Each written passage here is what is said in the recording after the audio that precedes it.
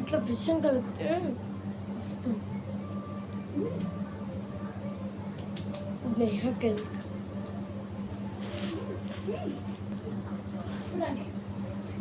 ఇదిగో నేహ తాగు.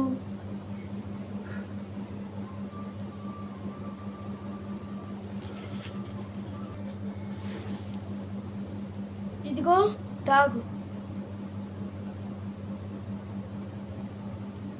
ఇదిగో నేహ తాగు. ఏంటిది ఇది ఆఫ్రీన్? అయితే బాటిల్ నేహ. తాగుతాను నేహ. నేహ